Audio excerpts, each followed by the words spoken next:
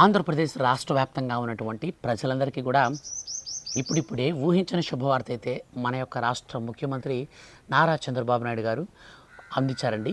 So నిన్నటి రోజున ఆయన పుట్టినరోజు సందర్భంగా మనకు మే నెలలో అమలు కాబోయే పథకాలకు తేదీలను ఫిక్స్ చేస్తూ ఉత్తర్వులు అయితే జారీ చేశారు. సో మనకు మే నెలలో మొత్తంగా 5 భారీ పథకాలను అయితే అమలు చేసేందుకు రాష్ట్ర ముఖ్యమంత్రి అండ్ ఏదైతే క్యాబినెట్ ఉందో సో క్యాబినెట్లో ఉన్నటువంటి మంత్రివర్గం కూడా ఆమోదం అయితే తెలిపింది. ఈ మే నెలలో ఏ ఏ పథకాలు అమలు కాబోతున్నాయి, ఈ మే నెలలో ఏ తేదీల్లో ఎవరెవరికి లబ్ధి అనేది పొందబోతున్నారు కంప్లీట్గా అయితే ఎక్స్ప్లెయిన్ చేస్తాను. బేసిక్గా మన యొక్క రాష్ట్ర ప్రభుత్వం ప్రతి నెలలో కొన్ని పథకాలను అయితే అమలు చేస్తూ వస్తుంది. అయితే ఇప్పుడు 6 గ్యారంటీలో ఉన్నటువంటి హామీలను త్వరగా అంటే సూపర్ 6లో ఉన్న హామీలను త్వరగా అమలు చేసేందుకు మన యొక్క రాష్ట్ర ప్రభుత్వం నిన్నటి రోజున ఆయన పుట్టినరోజు వేడుకల్లో జరిగినటువంటి సందర్భంగా సో వీటికి డేట్ని ఖరారు చేస్తూ ఊహించిన శుభవార్త అందించింది. సో ఈ వీడియోలో ఏ తేదీల్లో మనకు ఈ బెనిఫిట్స్ అనేది అందబోతున్నాయి, ఎవరెవరికి అంటే ఏ తేదీల్లో ఎవరెవరికి ఏ పథకం కింద లబ్ధి పొందబోతున్నారో కూడా క్లారిటీగా ఎక్స్ప్లెయిన్ అయితే చేస్తాను. వీడియోని మీరు స్టార్టింగ్ నుంచి ఎండింగ్ వరకు స్కిప్ చేయొద్దు. సో చాలామంది స్కిప్ చేసుకుంటూ వెళ్తుంటారు, వాళ్ళు కొన్ని కీ పాయింట్స్ అయితే మిస్ అయిపోతుంటారు.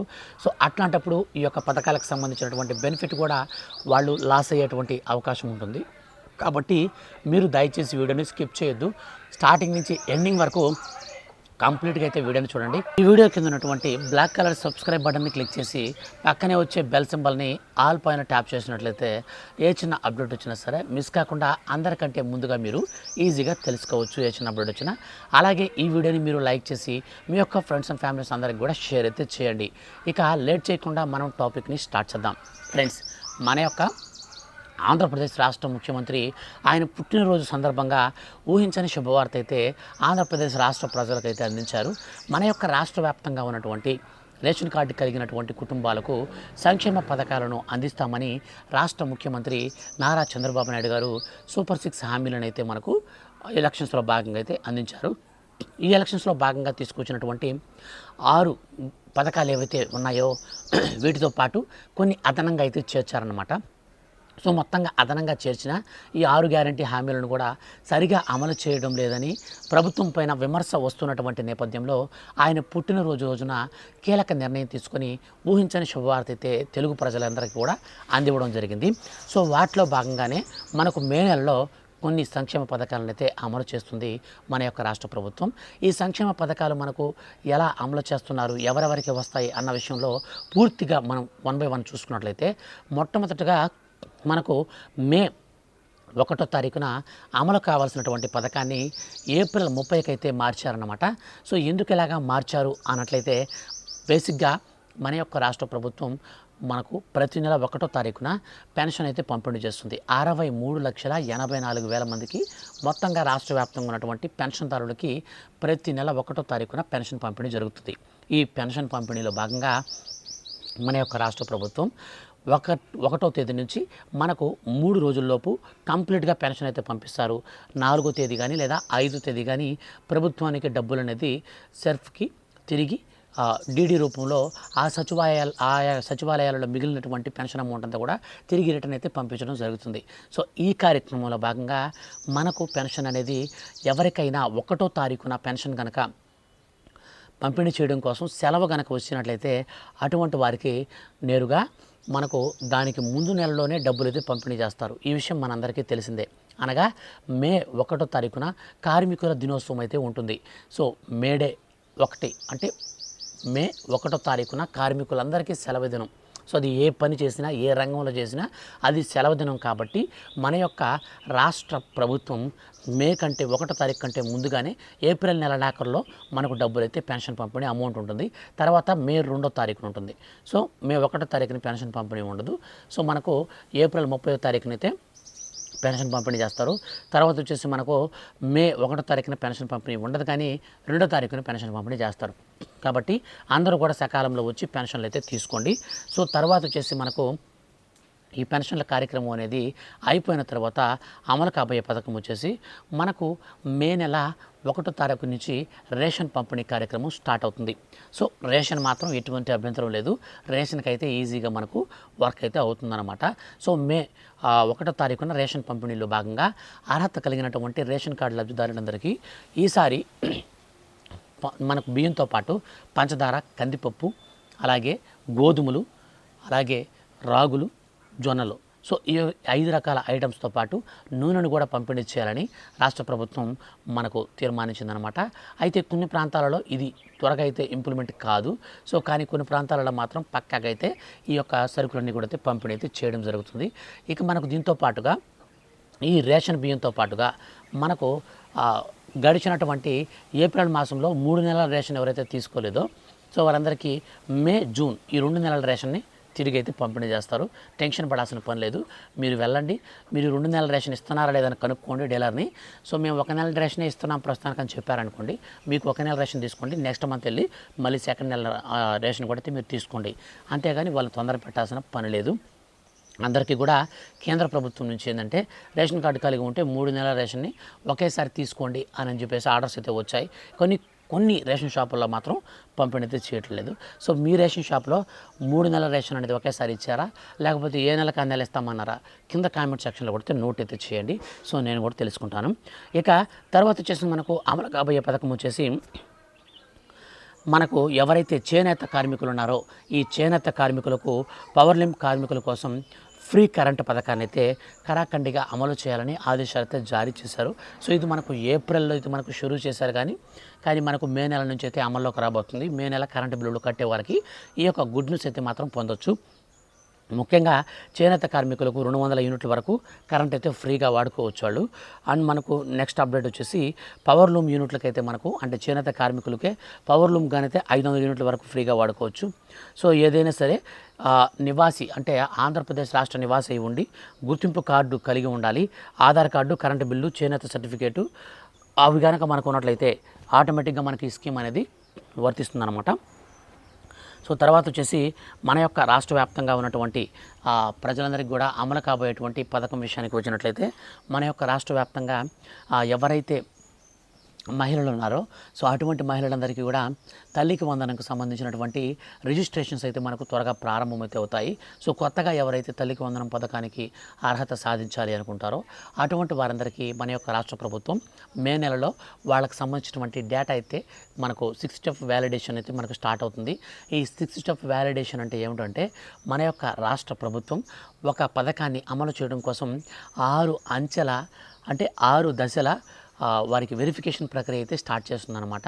సో ఈ యొక్క 6 దశల్లో భాగంగా అర్హతలను అయితే పరిశీలిస్తారు. ఈ అర్హతల్లో ఎవరైతే అర్హత సాధిస్తారో వారికి మాత్రమే ఈ యొక్క తల్లికి వందనం పథకం కింద 13,000 రూపాయలను మన యొక్క రాష్ట్ర ప్రభుత్వం జూన్ 12వ తారీఖునైతే నేరుగా ఖాతాలకైతే విడుదల చేస్తారు. సో కాబట్టి ఈ యొక్క వ్యాలిడేషన్ ప్రక్రియ అంతా కూడా మనకు మే నెలలోనే ప్రారంభమవుతుంది. సో అనంతరం మనకు ఈ యొక్క పథకానికి సంబంధించినటువంటి ఎలిజిబుల్ లిస్ట్ కూడా మనకు నెలాఖరికంతా రిలీజ్ చేసి తర్వాత మనకు జూన్ తొలి వారంలోనే డబ్బులు కూడా అయితే అందరికైతే అందివ్వడం జరుగుతుంది. సో తర్వాత మనకు అమలు కాబోయే పథకం వచ్చేసి మన యొక్క రాష్ట్ర వ్యాప్తంగా చాలా రోజుల నుంచి ఎదురు చూస్తున్నటువంటి పథకమే. ఎవరైతే డిగ్రీ ఆ పైన చదువుకున్నటువంటి వారు ఖాళీగా జాబులు లేకుండా నిరుద్యోగులు ఉన్నారో వాళ్ళందరికీ కూడా మన యొక్క రాష్ట్ర ప్రభుత్వం నిరుద్యోగ వృత్తిని ఈ మే నెల నుంచే స్టార్ట్ చేయాలని రాష్ట్ర ప్రభుత్వం తీర్మానించింది. సో ఈ మే నెలలోనే మనకు నిరుద్యోగ వృత్తి కింద అర్హత సాధించినటువంటి ప్రతి ఒక్కరు ముఖ్యంగా డిగ్రీ కంటే పైన చదువుకొని ఉండాలి. సో పైన చదువుకున్నటువంటి వారికి ప్రతి నెలలో కూడా నిరుద్యోగ వృత్తి అనే పథకం కింద 3,000 రూపాయలను మన యొక్క రాష్ట్ర ప్రభుత్వం అర్హత కలిగినటువంటి ప్రతి ఒక్కరికి నేరుగా వారి ఖాతాలలోకి విడుదల చేస్తుంది.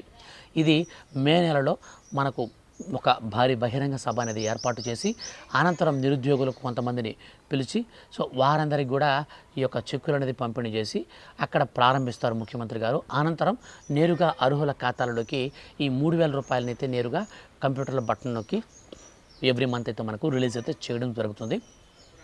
సో ఈ విధంగా మనకు నిరుద్యోగ వృత్తి పథకాన్ని కూడా మన యొక్క రాష్ట్ర ప్రభుత్వం అయితే అందిస్తుందన్నమాట.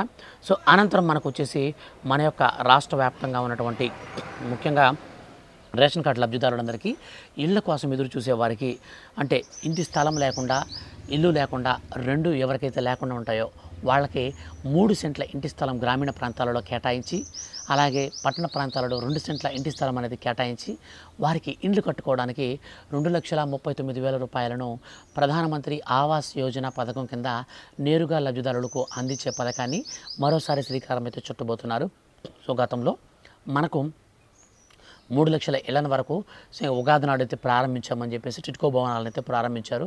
అయితే ఈసారి ఈ యొక్క ఇళ్ల స్థలాలను ఇచ్చి అండ్ మనకు ఇళ్లను కూడా అయితే పంపిణీ చేయాలని మే మాసంలో అయితే ముహూర్తం ఖరారు చేశారు. సో మే నెలలో కొత్త ఇంటికి కూడా అయితే మనం అప్లై చేసుకోవాలనుకున్న వాళ్ళు చేసుకోవచ్చు. మనకు తర్వాత అమలు కాబోయే పథకం విషయానికి వచ్చినట్లయితే మన యొక్క రాష్ట్ర వ్యాప్తంగా ఉన్నటువంటి రైతులు ఎవరైతే ఉన్నారో ఆ రైతులందరికీ అన్నదాత సుఖీభవ పథకంలోని తొలి విడత కింద అర్హత కలిగినటువంటి ప్రతి ఒక్క రైతుకి నేరుగా ఈ యొక్క అన్నదాత సుఖీభవ పథకంలోని తొలి విడత కింద డబ్బులను అయితే విడుదల చేసేందుకు మన యొక్క రాష్ట్ర ప్రభుత్వం శుభవార్త అయితే అందించిందండి. సో ఎవరైతే ఇప్పుడు మన యొక్క ఆంధ్రప్రదేశ్ రాష్ట్ర వ్యాప్తంగా రైతు భరోసా పథకానికి అనగా అన్నదాత సుఖీభవ పథకానికి అర్హత సాధిస్తారో వారికి అన్నదాత సుఖీభవ పథకంలో భాగంగా 5,000 రూపాయలు, పీఎం కిసాన్ సమ్మాన్ నిధి యోజన పథకంలో భాగంగా 2,000 రూపాయలు అయితే మనకు నేరుగా 7,000 రూపాయల వరకు రైతుల ఖాతాలలోకి అయితే జమ కాబోతుంది. సో దీనికి సంబంధించి మనకు మే తొలి వారంలో మనకి పథకానికి సంబంధించినటువంటి ఎలిజిబుల్ లిస్ట్ అయితే రిలీజ్ చేసి మనకు 3వ వారంలో డబ్బులను అయితే విడుదలైతే చేస్తామని రాష్ట్ర ప్రభుత్వం దాదాపు ముహూర్తం అయితే మనకు ఖరారు అయితే చేయడం జరిగింది. ఇక అదేవిధంగా మన యొక్క రాష్ట్ర వ్యాప్తంగా చాలా రోజుల నుంచి ఒక పథకానికి సంబంధించి రైతులు కూడా అయితే ఎదురు చూస్తూ ఉన్నారు. సో మనకు రాష్ట్ర వ్యాప్తంగా రీసర్వే అయితే కొనసాగుతుంది. ఈ రీసర్వేలో భాగంగా అర్హత కలిగినటువంటి వారందరికీ పాస్బుక్లు అయితే పంపిణీ చేస్తామని రాష్ట్ర ప్రభుత్వం ప్రకటించింది. అందులో మనకు మార్చి 31, 2027 నాటికంతా కూడా ప్రతి ఒక్క రైతుకి పాస్బుక్లు అయితే అందిస్తామని రైతులకు సంబంధించి గుడ్ న్యూస్ అయితే ప్రకటించింది. గ్రామ సర్వేలు ఇక కేవలం సర్వే పనులు మాత్రమే అయితే చేయబోతున్నారు. అలాగే జనగణన కూడా మనకు విధుల నుంచి సర్వేలను అయితే మినహాయింపు అయితే ఇవ్వడం జరిగింది. సో అందరికి కూడా మనకు సకాలంలో అయితే మన యొక్క రాష్ట్ర ప్రభుత్వం నేరుగా ఈ యొక్క ఏదైతే మన యొక్క రాష్ట్ర వ్యాప్తంగా ప్రస్తుతం ఉన్నటువంటి అప్డేట్ ప్రకారంగా పాస్బుక్లు పంపిణీ చేస్తున్నారో పాస్బుక్లు అందరికి కూడా అయితే అందుతాయన్నమాట. ఇక మన యొక్క రాష్ట్ర వ్యాప్తంగా ఉన్నటువంటి ప్రజలకు అమలు కాబోయే పథకం మహిళలకు సంబంధించి ఈసారి ఏదైతే ప్రతి నెల 15,000 రూపాయలు ఆడబిడ్డ నిధి పథకం కింద అందిస్తామన్నారో ఈ పథకానికి సంబంధించి మనకు దరఖాస్తు స్వీకరణ మే నెల 3వ వారంలో అయితే మనకు ఉంటుంది. సో ఎలిజిబుల్ లిస్ట్ వచ్చేసి మనకు మే నెల చివరాఖరులో అయితే మనకు ఈ యొక్క ఎలిజిబుల్ లిస్ట్ అయితే మనకు ప్రకటిస్తారు. అనంతరం జూన్ మొదటి వారంలోనే ఈ పథకానికి సంబంధించినటువంటి డబ్బులను కూడా విడుదల చేసేదానికి రాష్ట్ర ప్రభుత్వం దాదాపు అన్ని పనులైతే మనకు ఖరారు చేసింది. ఈ పథకానికి సంబంధించి బడ్జెట్ రూపంలో 8,459 కోట్ల రూపాయలను కూడా మనకు నిన్న జరిగినటువంటి క్యాబినెట్ మీటింగ్లో కూడా అంచనా అయితే వేయడం జరిగింది. సో అందులో భాగంగానే మనకు 18 నుంచి 60 సంవత్సరాల లోపు వయసు కలిగినటువంటి ప్రతి ఒక్క మహిళకు విద్యుత్తో సంబంధం లేకుండా, వాళ్ళకి మ్యారేజ్తో సంబంధం లేకుండా ఈ పథకాన్ని పారదర్శకంగా అమలు చేయాలని అనే ఉద్దేశంతో అర్హత ఉంటే చాలు వారికి నేరుగా 1,500 రూపాయల చొప్పున డబ్బులు అయితే విడుదల చేయబోతున్నారు. అయితే ఈ పథకానికి సంబంధించి చాలామందికి కొన్ని డౌట్స్ అయితే ఉన్నాయి. బ్రదర్, పోస్ట్ ఆఫీస్ అకౌంట్ అనేది ఖచ్చితంగా కలిగి ఉండాలా అని అడుగుతున్నారు. మరొక డౌట్ వచ్చేసి ఈ పథకానికి సంబంధించి ఖచ్చితంగా 18 ఏళ్ళు నిండి ఉంటాయి కదా, ఈ పథకంలో భాగంగా మాకు మ్యారేజ్ అయి ఉండాలా, ఇట్లాంటివన్నీ కూడా చాలామంది అడుగుతుంటారు. సో నేను మీకు స్టార్టింగ్లోనే చెప్పేస్తాను, మ్యారేజ్తో సంబంధం లేదు. ఈ స్కీమ్కి మీకు ఏదైతే మీకు విద్య ఉందో చదువుకు కూడా సంబంధం లేదు. ఈ పథకాన్ని పారదర్శకంగా అమలు చేయడం కోసం కేవలం రేషన్ కార్డు ఉంటే సరిపోతుంది. రేషన్ కార్డు కలిగినటువంటి ప్రతి ఒక్క కుటుంబానికి కూడా ఈ పథకం అయితే వర్తిస్తుంది. అండ్ మనకు ముఖ్యంగా మేజర్గా అందరికీ వచ్చే డౌట్ వచ్చేసి, నేను ఇప్పుడు చెప్పాను కదా, ఈ పథకానికి సంబంధించినటువంటి డబ్బులను ఒకేసారి వేస్తారా అని చెప్పారు కదా, ఒకేసారి అయితే వేయబోతున్నారు. సో విడివిడిగా కాదు. పోస్ట్ ఆఫీస్ అకౌంట్ అనేది మీకు అవసరం లేదు. కాకపోతే మీకు ఎన్పిసిఐ మ్యాపింగ్ అనేది ఏ బ్యాంక్ అకౌంట్కైనా కలిగి ఉంటే ఎటువంటి ప్రాబ్లం లేదు. కానీ ఒకవేళ మీకు ఎన్పిసిఐ మ్యాపింగ్ అనేది లేకపోతే మాత్రం ఖచ్చితంగా మీరు పోస్ట్ ఆఫీస్ అకౌంట్ అనేది తీసుకోండి. అప్పుడు మీకు ఈ యొక్క ఎన్పిసిఐ మ్యాపింగ్తో అది వస్తుంది. లేదా మీకు స్టేట్ బ్యాంక్ అకౌంట్ అయినా సరే పర్లేదు, మీరు ఆధార్ కార్డు అనేది తీసుకుని వెళ్ళి మీరు state bank, union bank, anything ఏ బ్యాంక్ అయినా పర్లేదు, మీరు మీకు డైరెక్ట్గా ఆధార్ కార్డు అనేది తీసుకుని వెళ్ళి సార్ మాకు దీన్ని ఎన్పిసిఐ మ్యాపింగ్ అయితే చేయండి అని చెప్పేసి మీరు అడిగినట్లయితే వాళ్ళు ఎన్పిసిఐ మ్యాపింగ్ అయితే మీకు చేస్తారు. ఇటువంటి ప్రాబ్లం లేకుండా మీకు ఈ బెనిఫిట్ అనేది వచ్చినప్పుడు డైరెక్ట్గా మీ ఖాతాలోకి అయితే వచ్చేస్తుంది. ఈ పథకానికి సంబంధించి మనకు వచ్చే నెలలో అయితే రిజిస్ట్రేషన్ అయితే మనకు ప్రారంభమవుతుంది. సో ఆ యొక్క అప్డేట్స్ అనేది వస్తూ ఉంటాయి. అవి వచ్చినప్పుడు మిస్ కాకుండా ఉండాలి అనుకుంటే మాత్రం వీడియో కింద ఉన్నటువంటి బ్లాక్ కలర్ సబ్స్క్రైబ్ బటన్ని క్లిక్ చేయండి. పక్కనే వచ్చే బెల్ సింబల్ని ఆల్ పైన ట్యాప్ చేస్తే ఏ చిన్న అప్డేట్ వచ్చినా సరే మిస్ కాకుండా అందరికంటే ముందుగా మీరు ఈజీగా తెలుసుకోవచ్చు. ఇలాంటి మరిన్ని లేటెస్ట్ అండ్ జెన్యూన్ అప్డేట్స్ కోసం రెగ్యులర్గా మీరు మన ఛానల్ని వాచ్ చేస్తూ ఉండండి. Thank you for watching.